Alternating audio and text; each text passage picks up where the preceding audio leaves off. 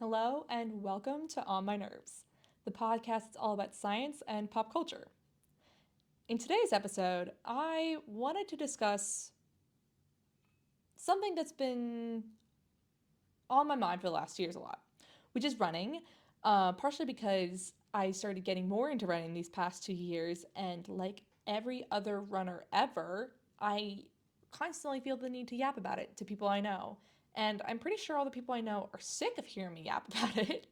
So I'm coming on here, but also because I actually did find a couple of really fascinating studies a few years ago about running and specifically running marathons. So we're going to get into that a little bit later.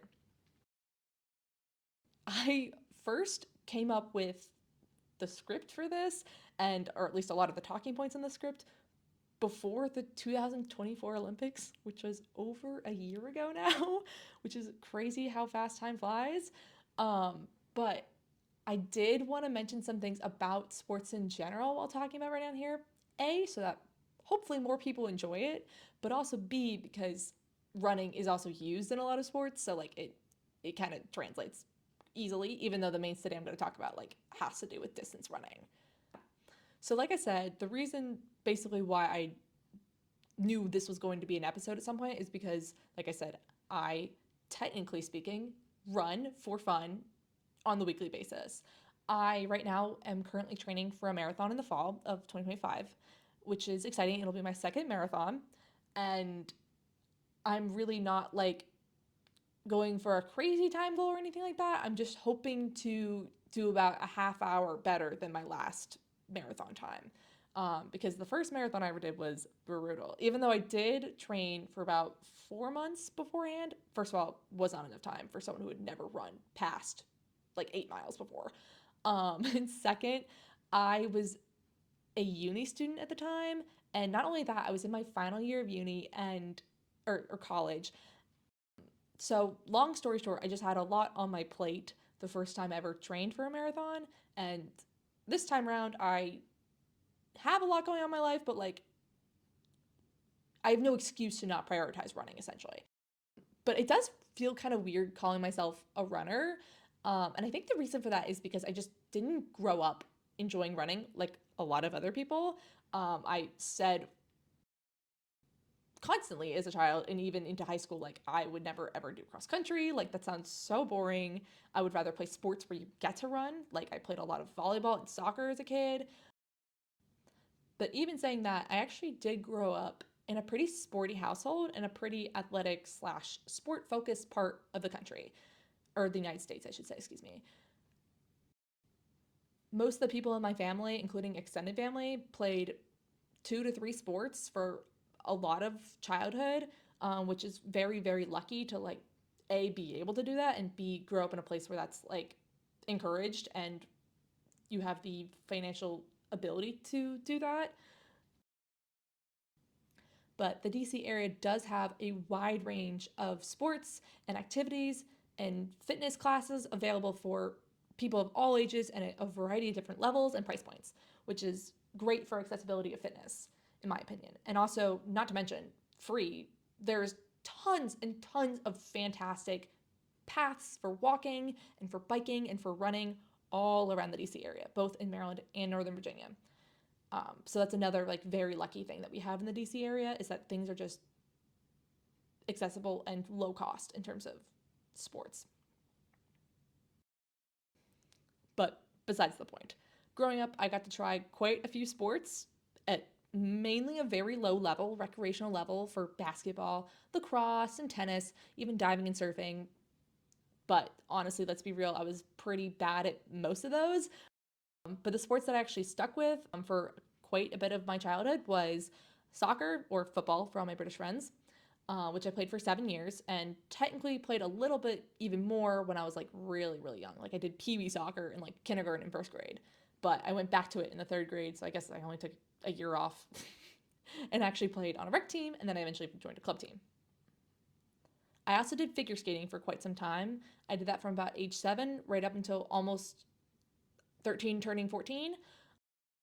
And that I really loved. And skating is one of those weird sports where like there is a recreational level, but like once you have been doing that for a certain a certain amount of time, especially if you're young, you're encouraged to compete. So I actually did do competitive figure skating for a couple of years as well. Not the entire duration of that time, but a decent chunk of it.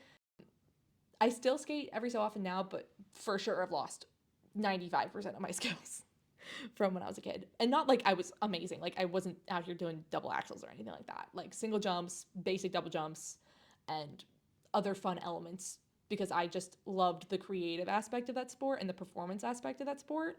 But another sport I stuck with for even longer than both of those was volleyball. And that took a majority of my teenage years.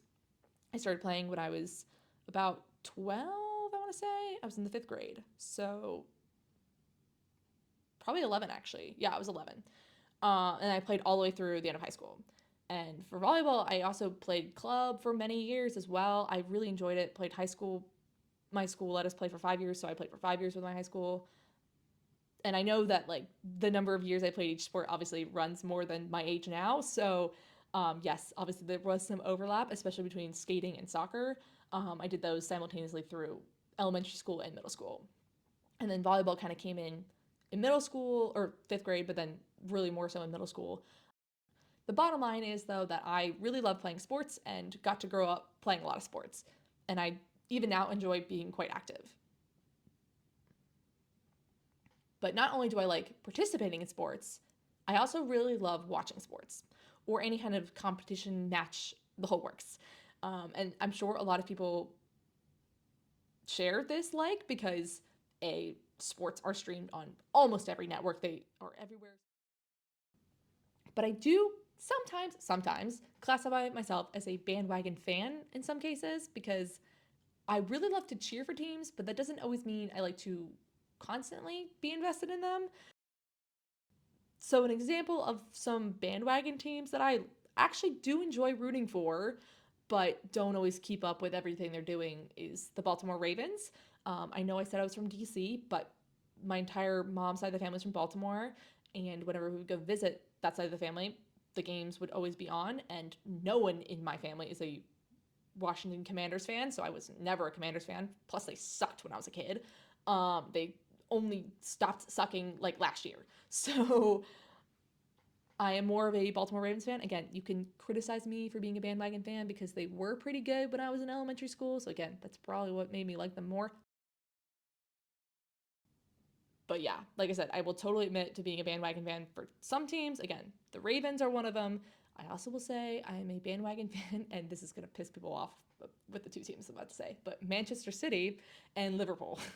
And the reasoning behind those two, even though they are literally rivals, is the fact that I have a lot of friends either from Liverpool or from that area of England, or were just fans of Liverpool for whatever reason.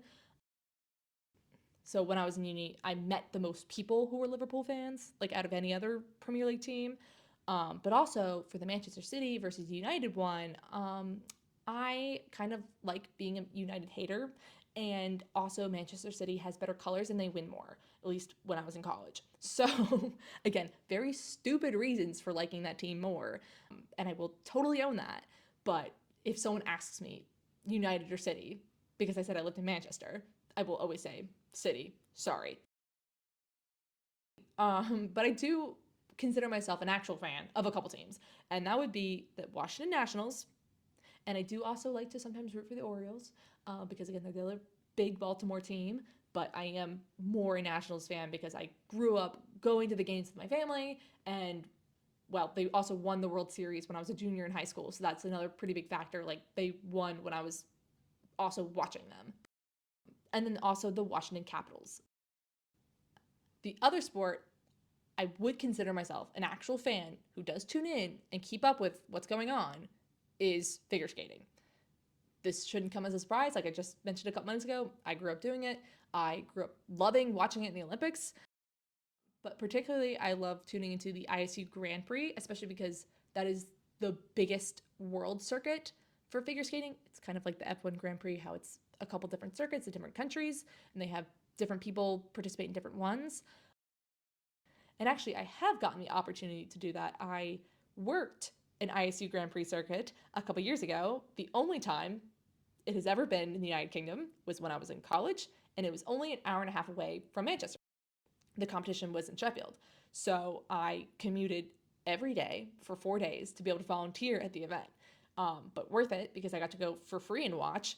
And also I got to go in some of the backstage areas, which was pretty cool because it was pretty fun congratulating some of Team USA on a job well done. And although I have sometimes referred to myself in some contexts as a bandwagon fan, I will totally admit there are some very unique things about the experience of rooting for a team, even if you aren't like a true fan, even if you aren't someone who keeps up with them all the time. And that's why I personally love live sports, as in like in person and live. Obviously, some really big competitions live are also very fun, even if it is on the television. The World Cup is one of those things, the Olympics is another. Being a sports fan provides you with a sense of community and gives you a sense of belonging, even if that community is only temporary, just for the match. This has actually been pretty well studied and summarized by Daniel Wann, who's a psychologist who researches the psychology of sports fandom and the causes and consequences of team identification. And in this instance, team identification refers to the extent to which a fan feels psychologically connected to the team, or how much of an extension that team is of the fan, and how much they are a part of the fan's social identity. So that's a pretty wordy way of saying the extent to which people feel connected to the teams that they actually root for. And again, that want to keep rooting for them is partially rooted in community. And this kind of thing can happen with any team that you form even the slightest of connections with. Maybe your favorite NFL team just happened to be the winner of the first ever Super Bowl you got to watch on TV. Or maybe your grandparents just happen to live by your favorite hockey team. But the most common way we end up identifying with teams is actually through proximity, which should come at no surprise. Local teams are the ones we feel the most connected with oftentimes because they're, well, local. Rooting for a local team can foster a greater sense of belonging within your already established community. So it's like doubling down on not only do you have a community because you can relate to sports fans, but not only can you relate to these sports fans who are also rooting for that same team, they also all live near you. So you would come into contact with them a lot more often. Or in other words, rooting for your local team can foster a greater sense of belonging within your already established community and can bring a more well-rounded sense of psychological health, higher sense of self-esteem, and lessened feelings of loneliness and social isolation. And I believe at the top of the episode, I did mention that one of the reasons why I came up with the talking points for this is because the Olympics was on. So if you can't already tell, I am a big fan of the Olympics, like many, many other people, and do tune in every time because I genuinely enjoy watching dozens of countries come together in what can only be described as a very wholesome way to cheer on the top athletes from just about every corner of the earth. Even though I like to root for Team USA, I love to see a podium of multiple countries. Actually, fun fact, real quick. The DMV in the 2024 Olympics in Paris made up 10% of medaled Team USA athletes, which is kind of nuts considering the fact that less than 5% of the United States population lives in the DMV. Again, when I say the DMV in this case only, I do mean all of Virginia, all of Maryland, and all of DC.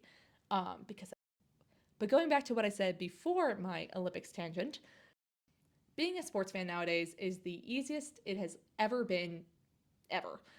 You can watch games, highlight reels, and sports news pretty much anytime, any place in the world, as long as you have access to a device that has an internet connection. And the increase in access to sports also keeps us tuning in for more, which means you can dedicate even more time to rooting for your favorite team, which in turn can strengthen that connection and bond you feel towards cheering on that team and create more opportunity for fostering community, but also more opportunity for disappointment.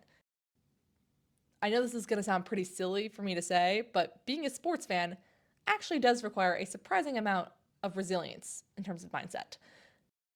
And though that's definitely not the same thing as actually being an athlete on that team that might not be doing so well, as a fan, you have to make the conscious choice to stay invested, even if the team that you're rooting for is consistently doing poorly.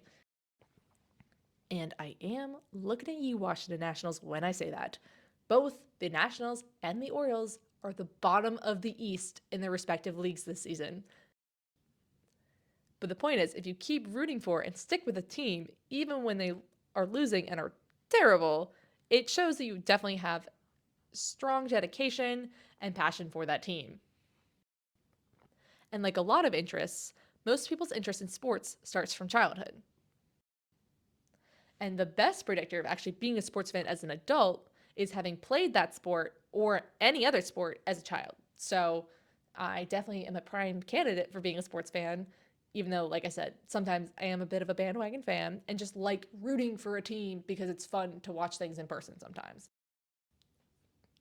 It's even the same thing with concerts.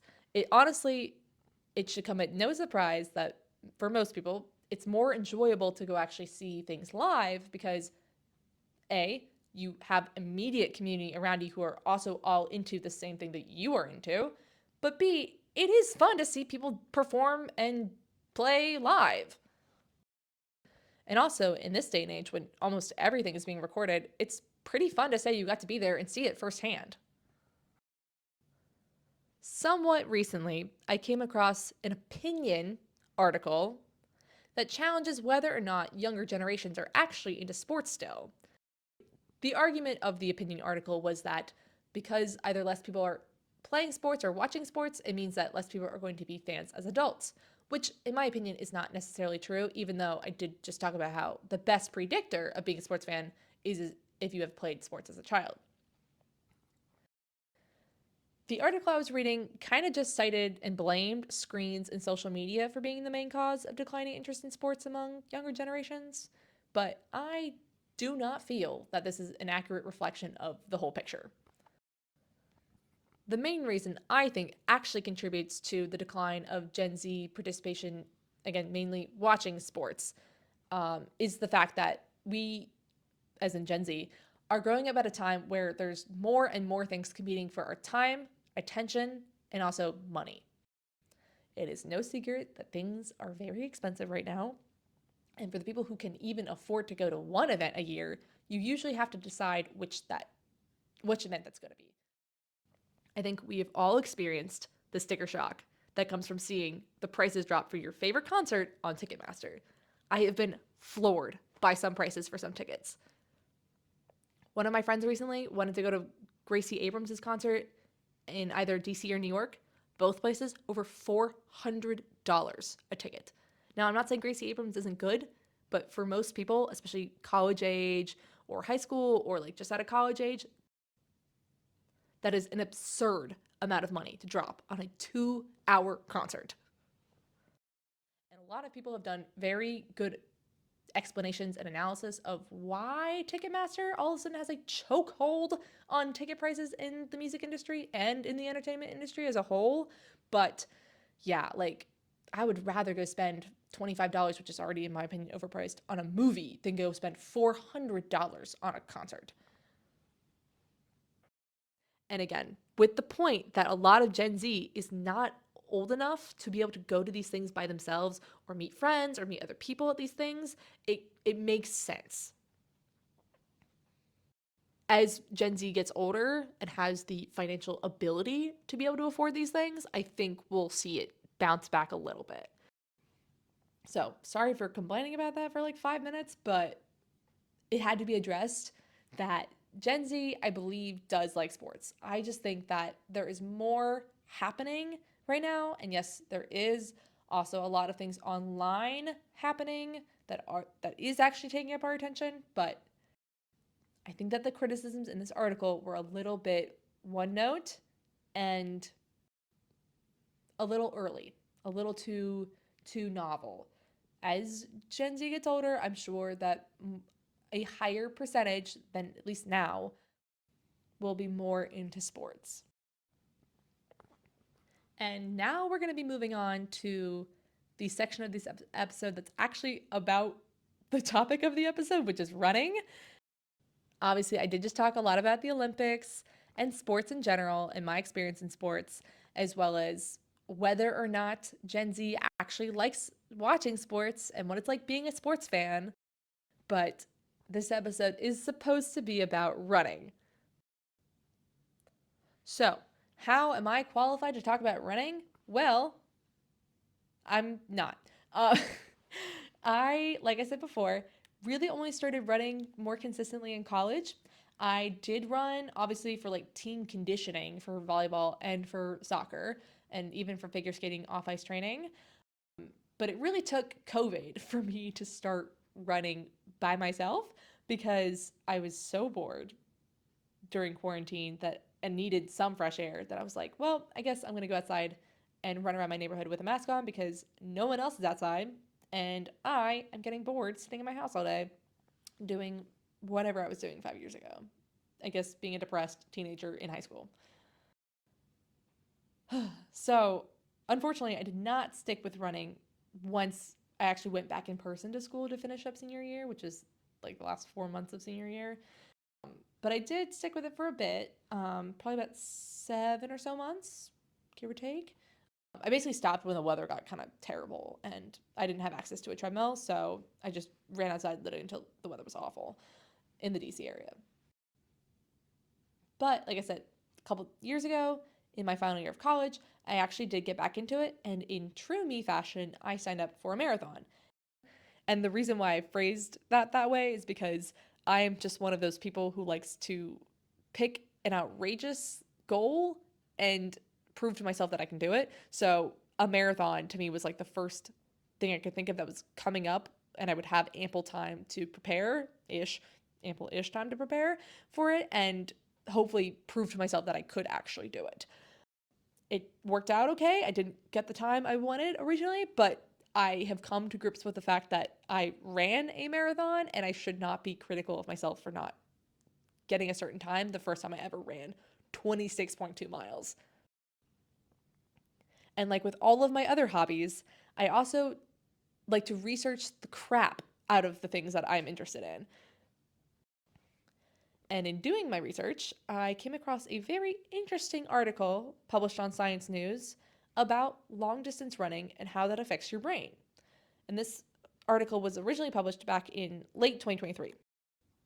And it was one of those papers where I was kind of just scrolling through different headlines, and the headline, it just in itself immediately caught my attention. And that does happen pretty frequently because I'm interested in a lot of things, especially when it comes to biomedical and scientific research.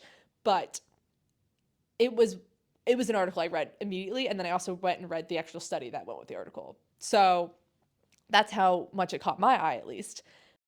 And the funniest part is that I had pretty much just signed up for my marathon, like within maybe 2 months of me finding this.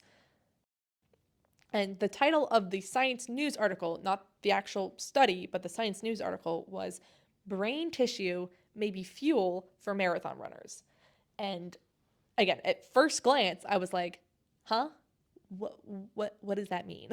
Like I said, I immediately read the article published in Science News, which is like essentially a journalist or a scientific journalist summary of the article. And then again, upon reading the summary in Science News, I immediately read the whole study myself. And a couple things immediately struck me as interesting. I think a lot of us, on some level, understand just how important it is to be able to fuel properly for playing sports, running, playing a team sport, whatever. It's all very important. And some additional background I'm going to be going through is a little bit textbooky, so I apologize for anyone who does not appreciate that kind of thing, but I do think it is a very good background to have for what comes next in this article. So the SparkNotes version of why we actually do need to be consuming the right foods in order to do things like running, playing soccer, playing tennis, or hiking, or what have you, is because your body burns glycogen and fat. So your body is actively burning the calories you consume while you work out. This is not something that's like a big secret. Most people know this. This is like metabolism 101. The human metabolism primarily relies on glycogen, which is how carbohydrates like glucose are actually stored in the body. And also on fat reserves. Glycogen is stored in the liver and muscles, and serves as the primary fuel source. It is broken down into glucose through glycogenolysis, which provides rapid ATP production via glycolysis. And yes, this is the glycolysis that you learned about in high school biology. And during high-intensity endurance exercise, glucose is also further metabolized through oxidation in the mitochondria. This is where the powerhouse of the cell thing comes from, during the TCA cycle. Because oxidative phosphorylation generates ATP efficiently. And the TCA cycle is also very famously known as the Krebs cycle. And yes, this is all the same things you learned in high school biology about glycolysis and the Krebs cycle and the ETC, which is the electron transport chain that helps produce ATP in the body. So this is all a very long-winded way of saying that your body needs carbs. You have to consume carbs in order to be able to exercise and burn carbs. Any kind of physical activity requires ATP. And actually, technically speaking, your body requires it even if you're not physically moving, because all of your organs and your brain also require a lot of energy throughout the day. That's how you burn calories even if you don't technically exercise in a day. As glycogen stores are depleted, the body increasingly relies on fat metabolism. Triglycerides, which are stored in adipose tissue, aka like fat tissue and fat cells, are broken down into free fatty acids via lipolysis. These fatty acids are then transported into muscle cells and oxidized by the mitochondria in order to produce, you probably guessed it already, ATP. However, the reason why our body doesn't go to fat oxidation first is because it's much slower than carbohydrate metabolism. And so, thank you very much for bearing with me through that little Biology 101 class about metabolism. I promise it will be relevant in a minute. Running a marathon is obviously not easy. That's part of the reason why only about 1% of the global population have actually run a marathon. It's a brutal test of your muscles and your lungs and your willpower, let's be real. And we're still learning a lot about just how much of a toll things like intense training, such as distance running, especially long distances like marathons and ultramarathons, as well as things like powerlifting, can actually have on the human body and, just as importantly, your brain. But what is actually happening inside your brain when you take each of those agonizing steps throughout a marathon? Well, like I just talked about, we're pretty sure we know what happens in our bodies. You know, they have to burn the carbs and then the fat to keep fueling us in order to keep moving. But the brain has been a little bit of a mystery until the last few years. So, like I said, this does directly lead into the article that I found, because the Science News article was slightly misleading. It said brain tissue may be fuel for marathon runners. However, the title of the actual study is a widespread drastic reduction of brain myelin content upon prolonged endurance exercise. A very, very wordy title. So the researchers in the study were interested if the physical structure of our brains actually changed, just like the tissue in your body while you're running a marathon or any kind of long endurance race. The main way that researchers investigated this was by looking at a very important component of our brain's wiring, myelin. In case you missed the episode all about the octopus, here's a quick spark notes on what myelin is. Myelin is the brain's insulation. It's made up of fatty acid lipids, and it wraps around the nerve fibers to provide electrical insulation and metabolic support.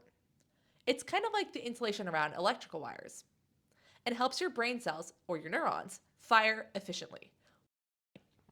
So the myelin sheath is made up of oligodendrocytes in the central nervous system, which again is the brain and the spinal cord. But then you also have something called Schwann cells, which are myelinating glial cells in the peripheral nervous system. But the main thing to know is that myelin, whether it be from oligodendrocytes or from Schwann cells, is primarily made of fatty acids and water. And just a couple quick definitions that relate to this. White matter is the tissue in the brain that is mainly consisted of myelinated axons. So this is, again, like the fatty acid portion. When you hear people talk about white matter versus gray matter, especially if they're talking about a brain scan, this is what they're talking about. White matter is those myelinated axons that connect different brain regions. Gray matter is actually the neuronal cell bodies. So this is the dendrites, the soma, and the synapses. And all of that is very important in processing and cognition. However, neurons in our body would not be efficient enough to function properly without those myelinated axons. So again, myelin is super, super important in our brains and in our bodies. So basically, the study proposed that myelin might be used as an extra energy reserve during extended endurance-based activities.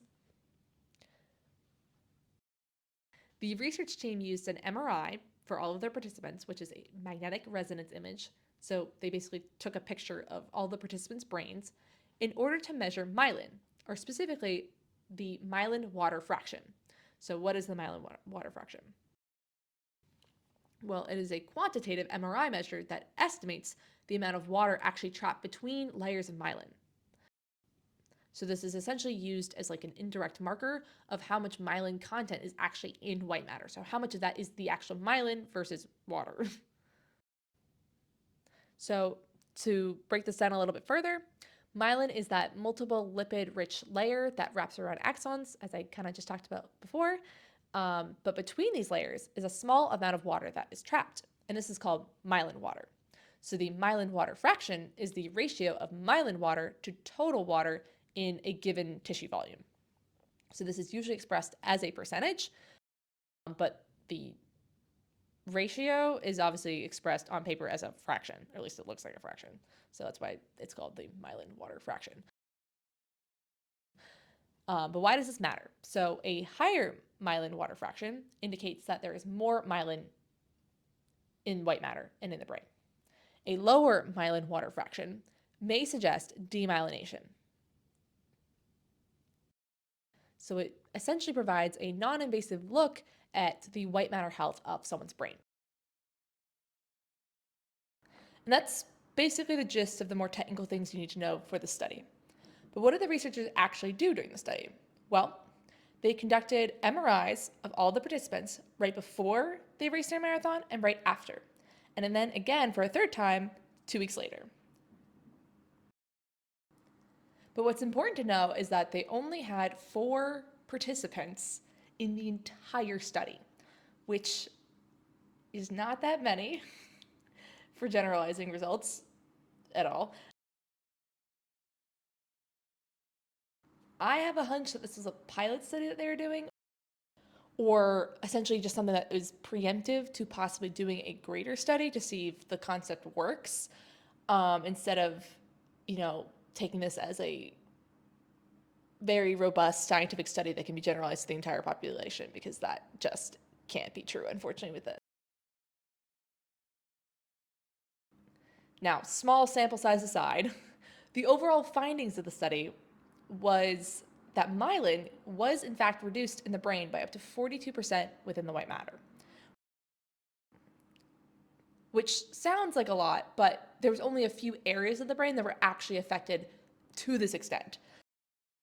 The areas of the brain that were most impacted were the precentral gyrus and the basal ganglia, which is involved in fine-tuned motor movement, as well as movement in general. Both of them are involved in movement overall, which does make sense, given that the participants were running for hours. So it does make sense that the areas of the brain most affected are the ones that were being used the most.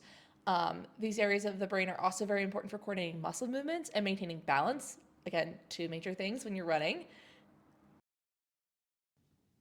However, although it was clear that the largest decrease in white matter was found around these regions of the brain, I was a little bit confused as to why they were also citing large reductions in gray matter, because, well, that's not what their methodology says they should have been finding. Although it was reported that the precentral gyrus and the basal ganglia had the most impact, they were not the only areas of the brain that were impacted or experienced significant myelin loss. Other areas of the brain also included the fusiform and occipital gyri. and gyri is just the plural of gyrus. These areas are really important for memory and recollection, attention and decision-making, sensory processing, and visual recognition. So the actual overall question from this study was, does our brain actually break down myelin during intense activity? I would kind of answer yes based on the study here. Like I said, it does make sense that during very intense, long time endurance exercise, when your body runs out of carbs, it has to switch to another fuel source. And that's across your whole body. However, a lot more research needs to be done on this topic in order to be able to make these kinds of sweeping claims about how our body uses tissue while doing long-term endurance exercise. And another really important result was that myelin recovered very well after the 2-week period. So even though there was a lot of depleted myelin, at least observed in this study, right after all 4 participants ran their marathons, there was a recovery within a 2-week period. Now, I would have liked to have seen them do more than just one MRI after 2 weeks. I get why they did that, obviously, because it's expensive to do MRIs and it takes a long time as well. But I would have liked to see them do it once a week for 4 weeks, personally, just to see what that steady growth or recovery looks like. But I didn't design the study. If I designed the study, I would have also recruited a lot more people.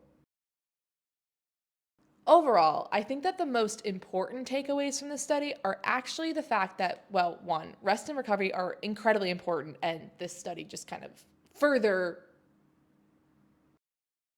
solidifies that notion. I think we all know that one of the best things you can do, whether you play sports for fun or you're a professional athlete, is get a good night's sleep. So rest and recovery are crucial. But the other really fascinating thing about this study is that even with a small sample, they do show just how remarkable our bodies and brains are at adapting.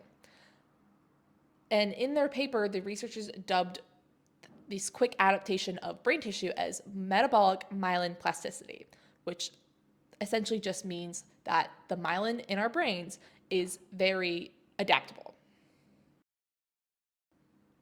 And this is a good thing, not just for athletes, but also for everyone, because like I said earlier, there are a number of conditions that are associated with myelin degradation, and some of them don't unfortunately yet have treatments that are super top of the line right now.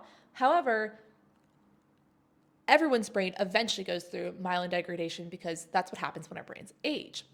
And that does actually impact our cognitive function. So having more adaptable myelin would actually help us maintain higher cognitive function as we age. What I'm more interested in is, does this impact someone's cognitive function immediately after a race? I would assume no, but more importantly, does this impact someone's cognitive function in the long term, for the better or for the worse? And again, I would assume better, but that's just me guessing, essentially, and I don't actually have evidence to back that up. And they didn't study this in the study, and it sounds like they are possibly interested in doing that in the future. But, no study's perfect, and this one definitely has a lot of limitations. Just a few to mention, one of them I already talked about a bit, is the fact that the study literally had 4 people in it. That's not the best sample size. That does not have a lot of power to argue anything with that sample size. So, and on top of that, the study was done in Spain. I don't think I mentioned that before. So based on that, I'm going to assume that all 4 of the participants, and I know that they're men because that's already stated, are of also white European descent men.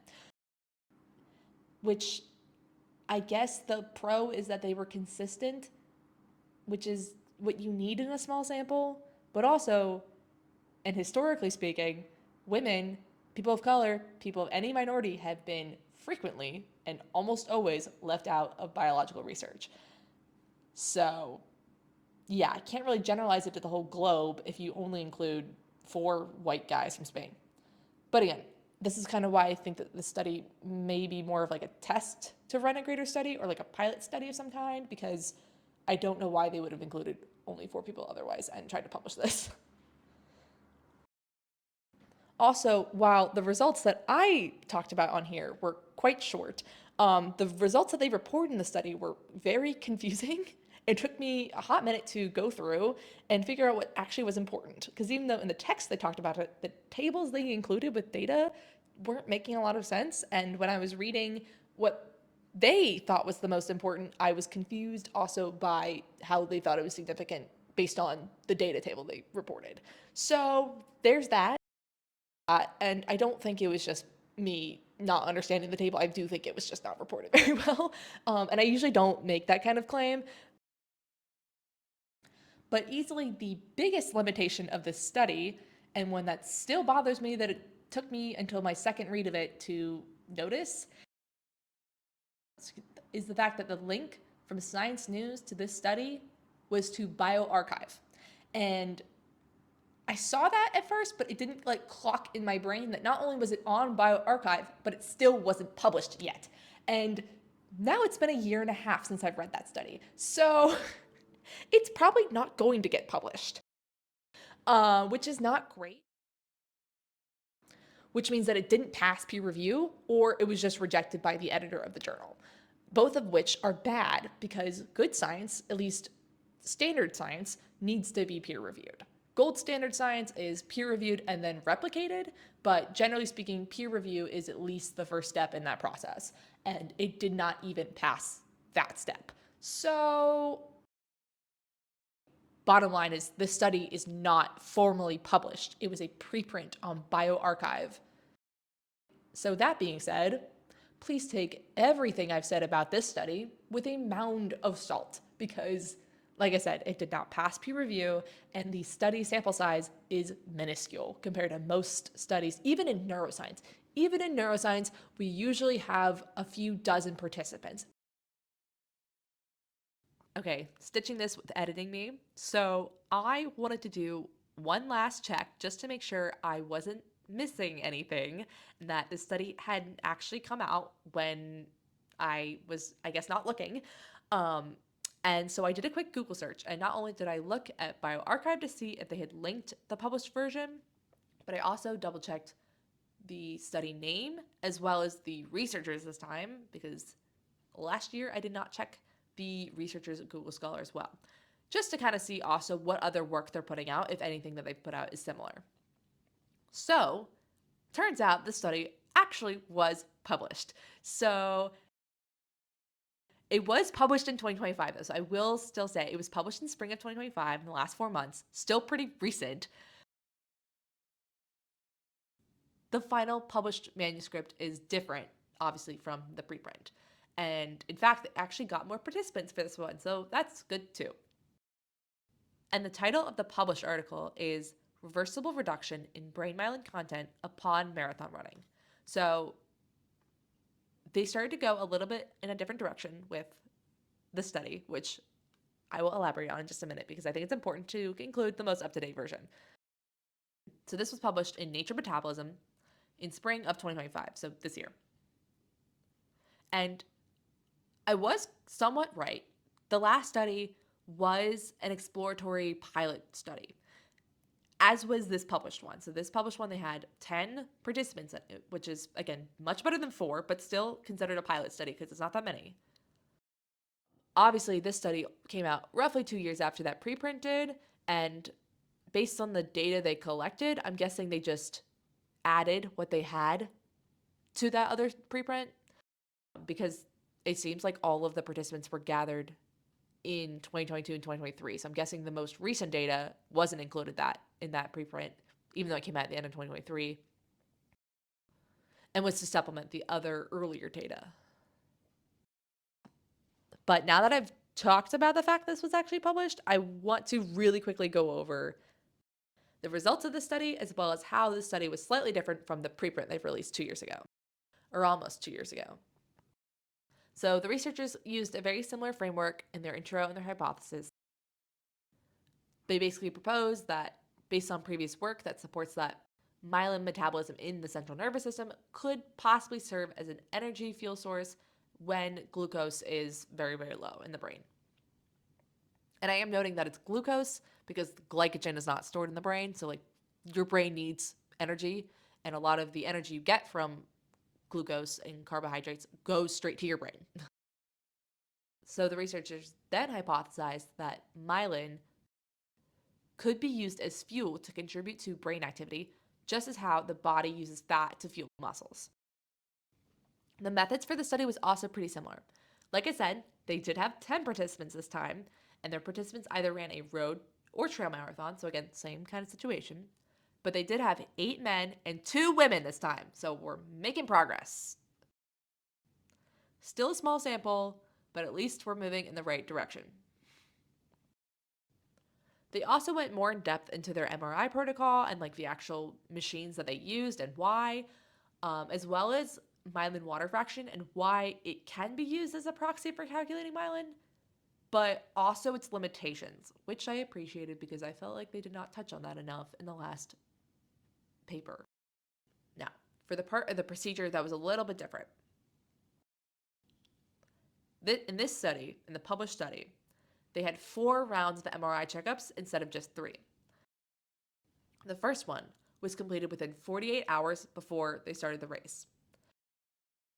And the second one was completed within 48 hours of finishing the race. So they moved that 24-hour window to be within 48 hours. Participants also had a third MRI 2 weeks after the race, and then a fourth MRI 2 months after their race. The results of this published study were definitely a lot more clear than the ones in the preprint. Overall, there was a reduction of white matter in certain areas of the brain. Some of the areas that saw the largest decrease were the pontine crossing tract and the cortical spinal tract, with the measured decrease in the cortical spinal tract and the pontine crossing regions being as high as 28 and 26%. So if those words meant nothing to you, the pontine crossing tract is the bundle of nerve fibers around the brainstem. And the cortical spinal tract is the nerve fibers that connect your spinal cord to the cerebral cortex. So again, your spinal cord is what allows your peripheral nervous system, so the nerves within your arms, your legs, your hands, whatever, to then carry signals up to the brain. And this section actually carries information up to the cerebral cortex. So again, where that higher processing is. Overall, myelin water fraction robustly diminished in axonal tracts involved in motor function and coordination, along with areas associated with sensory and emotional integration. So again, these are all important for the reasons I discussed with the preprint. It's kind of similar-ish in terms of what they found with the white matter. However, they did state outright that their methodology cannot be used as a proxy for changes in gray matter. So basically, we can conclude nothing from gray matter and should kind of disregard all of the regions of the brain and gray matter in the preprint as well, because they used almost the same procedure. So again, this is different from the preprint that I just talked about, where the data they presented showed that areas like the basal ganglia and the precentral gyrus and the fusiform gyrus all showed reductions in brain matter, because they literally said in the study, like, you cannot conclude those kinds of things from this protocol, this procedure, this methodology.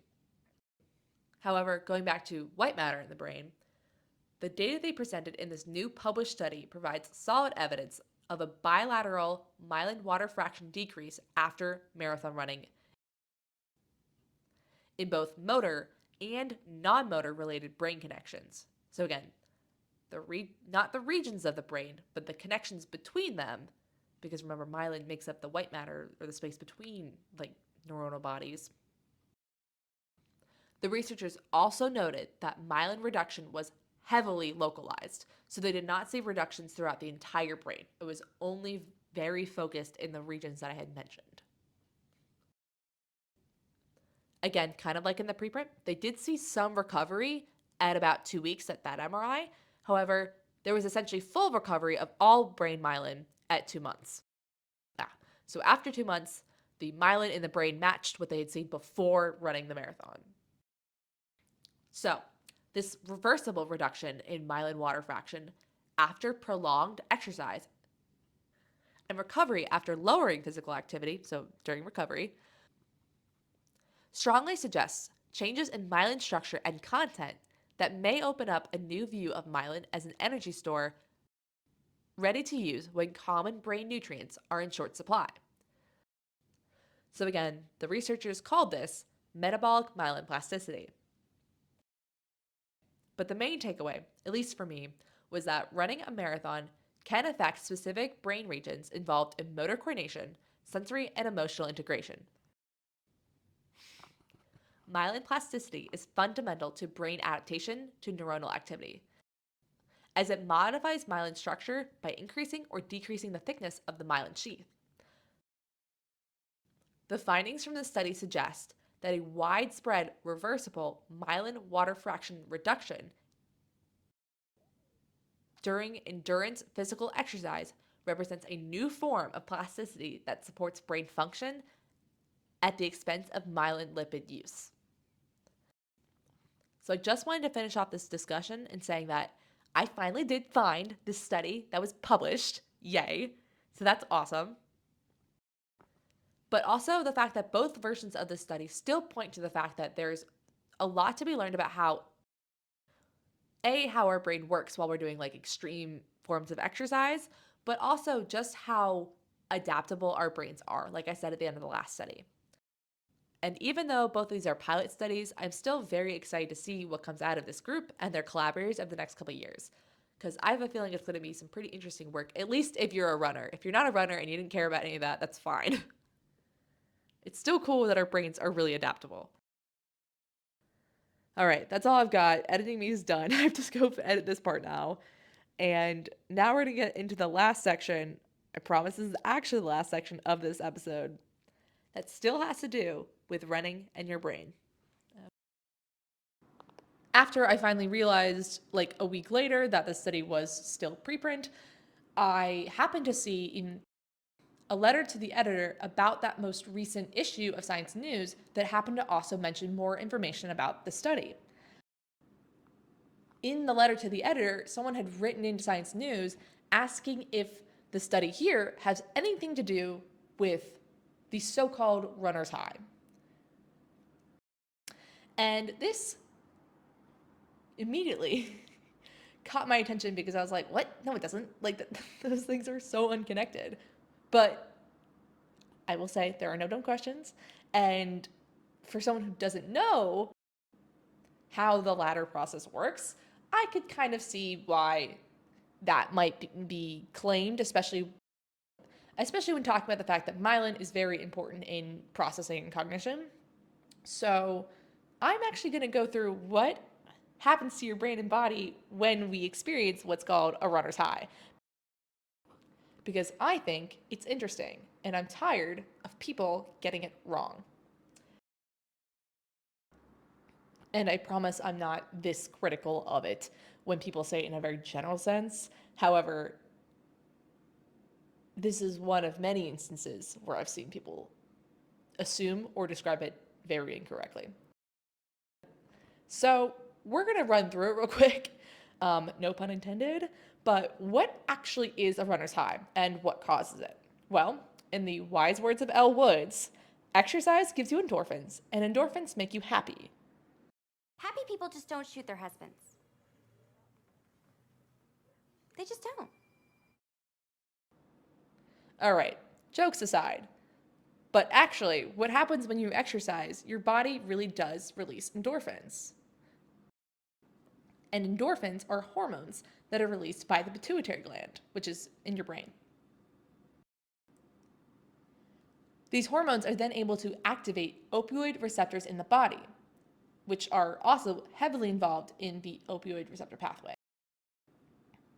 So yes, these endorphins do activate the same receptors that drugs like morphine and fentanyl and other opioids also activate.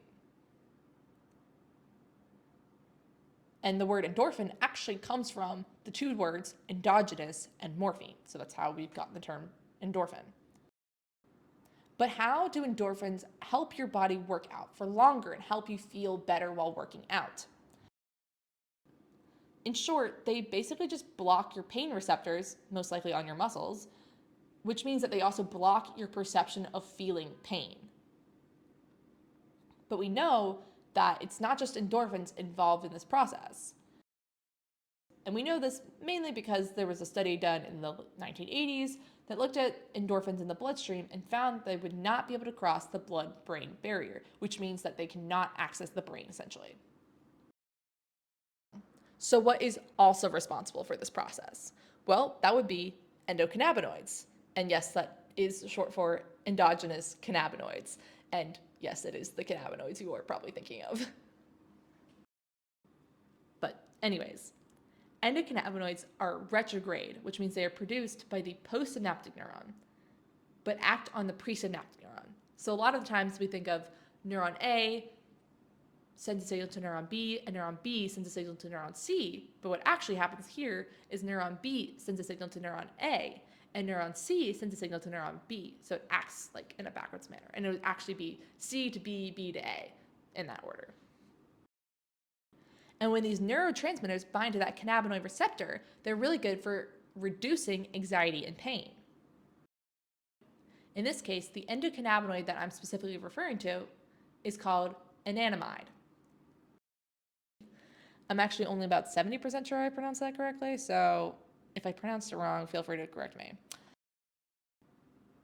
And while there have been a number of studies done in mice and rats looking at this, I'm going to quickly talk about a study from 2011 that looked at it in humans.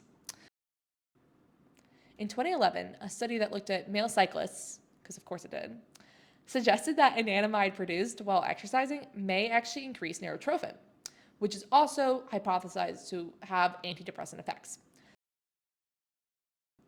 So technically, neurotrophins are a family of growth factors that can also act retrogradely,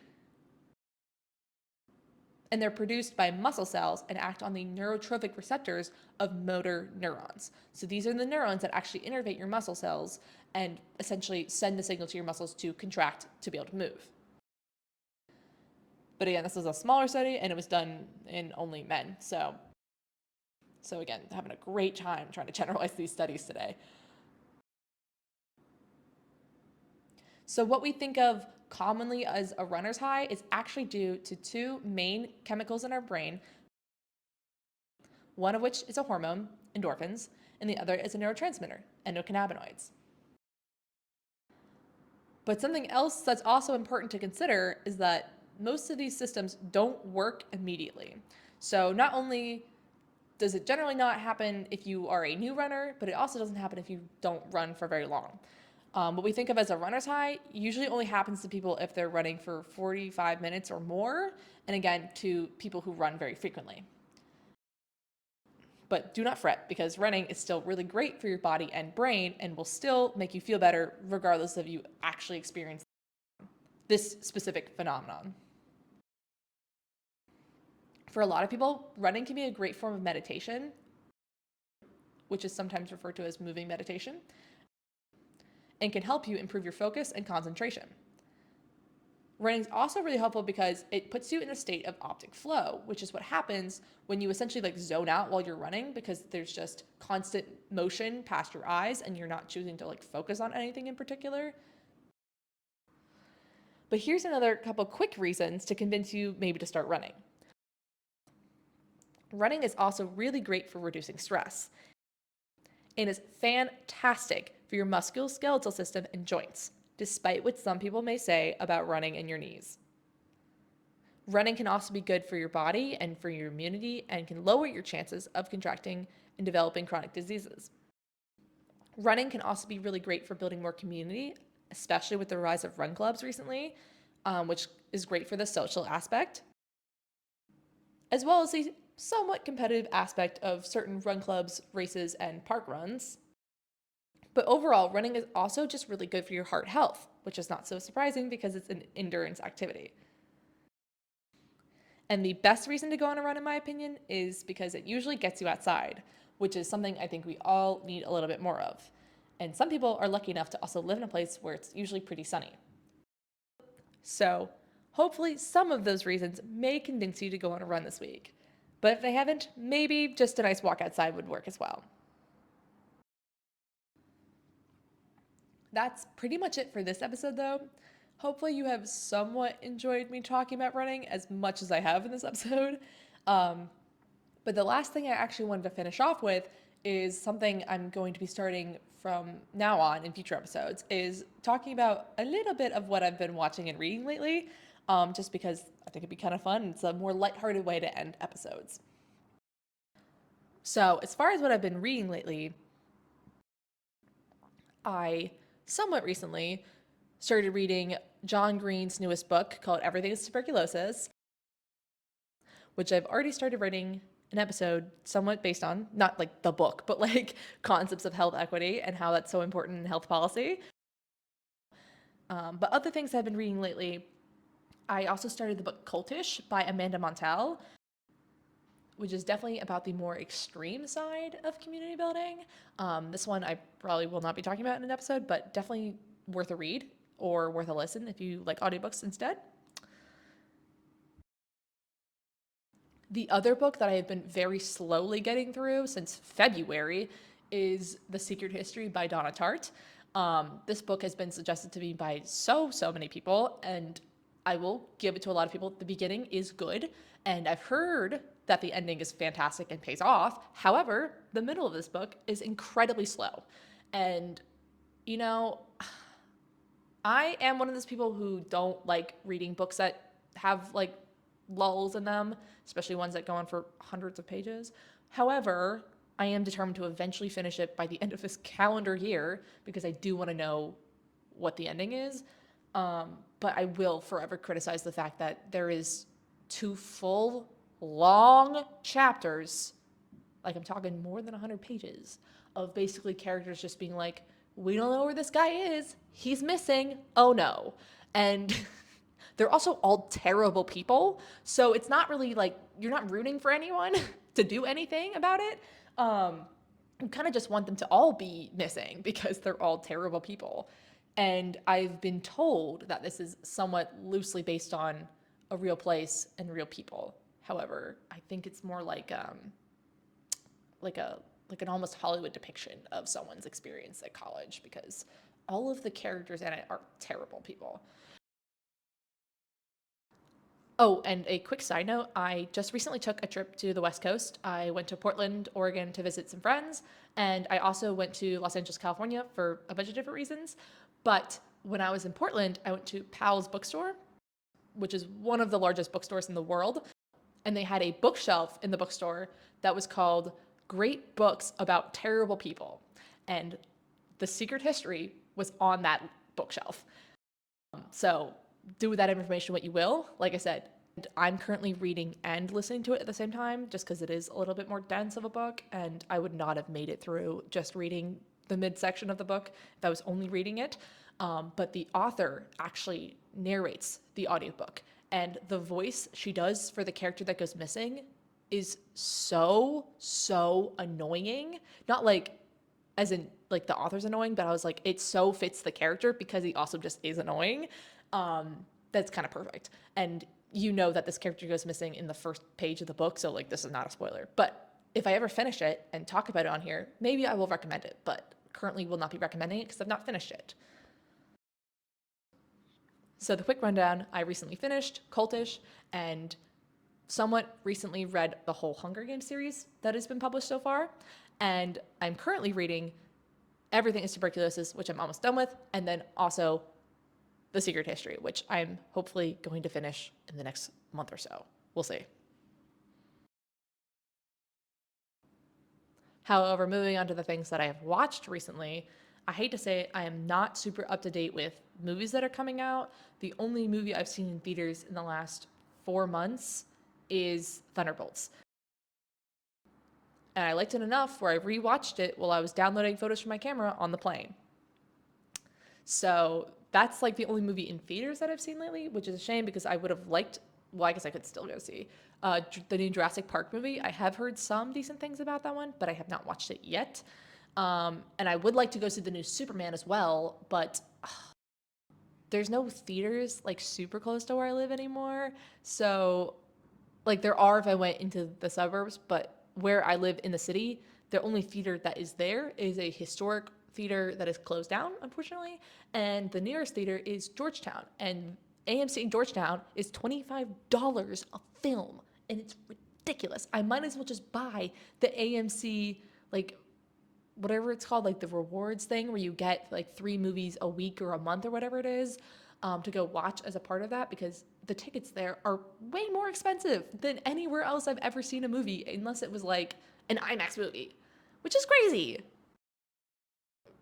Sorry, I should probably not be complaining about cinema prices, especially when movie theaters are closing by the dozens every year. But I am still mad that AMC absolutely price gouges ticket movie prices at that location. However, again, moving back to things that I actually have watched recently, I started and then finished a TV series on HBO called Mayor of Easttown. This show stars Kate Winslet, and it is very much in line with like True Detective and other shows like that, where it's more of like an anthology series. Like, it's not something that actually, I know it doesn't have multiple seasons because it came out a couple years ago. But it is about a small town in Pennsylvania where someone is murdered, and Kate Winslet plays the detective who has to figure out what happened, essentially. It's very well done. It's very well acted, and it's very well written. So I definitely recommend people check it out if you haven't already. I definitely did enjoy it. And finally, the things that I've, in the last couple of months been rewatching and watching are ER and The Pit. I started rewatching ER actually because of how many great reviews The Pit was getting, and I don't know, I just kind of wanted to see the show again because people kept like comparing it to ER and saying it was like the new version of it, even though you do not have to watch that show to watch The Pit. But I wanted to watch the first couple seasons again. But now I'm currently watching The Pit, and I'm on, I want to say episode 4 of like 15 episodes.